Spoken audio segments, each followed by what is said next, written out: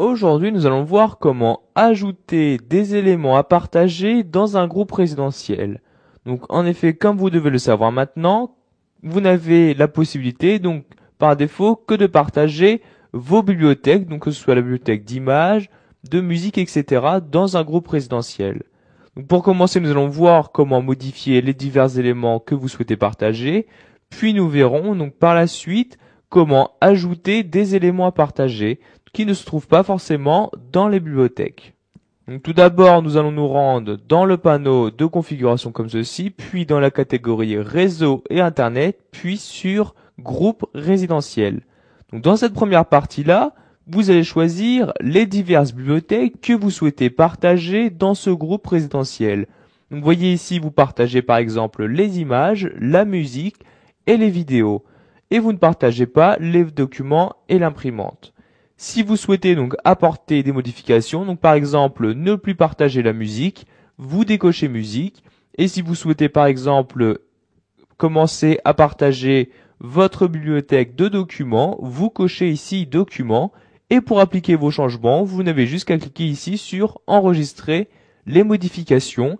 Et maintenant, donc les divers utilisateurs qui se trouveront dans le groupe résidentiel ne pourront par exemple donc regarder votre musique, mais ils pourront maintenant avoir accès à vos documents. Comme vous avez pu le voir, donc le choix est assez restreint. Donc en effet, dans cette partie-là ne se trouvent que les différentes bibliothèques.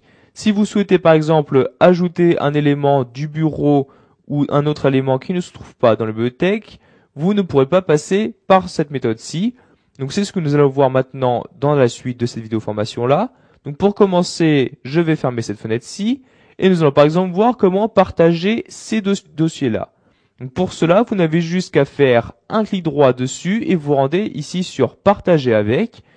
Donc par défaut, il ne partage évidemment pas ce dossier. Et vous voyez, donc dans ce menu-là, vous pourrez choisir de le partager avec le groupe résidentiel. Donc soit de le mettre en lecture, soit de le mettre en lecture-écriture. Donc je vous conseille plutôt de le mettre en lecture. En effet, si vous le mettez en lecture-écriture, donc les autres utilisateurs se trouvant sur le groupe résidentiel pourront bien évidemment donc avoir accès aux dossiers que vous partagez, donc ils pourront les lire. Mais si vous mettez écriture, ils pourront aussi les modifier, donc comme les supprimer, les déplacer, les renommer, etc. Donc ici nous allons le mettre en lecture, donc je coche le groupe résidentiel lecture. Et nous allons faire de même pour ce dossier-là, donc je répète, un clic droit, partager avec, puis partager avec le groupe résidentiel, donc bien en mode lecture.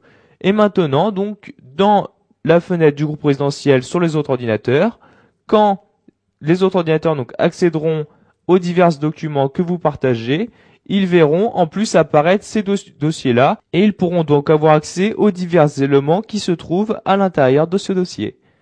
Si vous ne souhaitez plus partager ces dossiers-là donc sur votre groupe résidentiel, vous n'avez juste qu'à faire un clic droit sur le dossier en question, vous vous rendez dans Partager avec et vous cliquez sur Ne pas partager.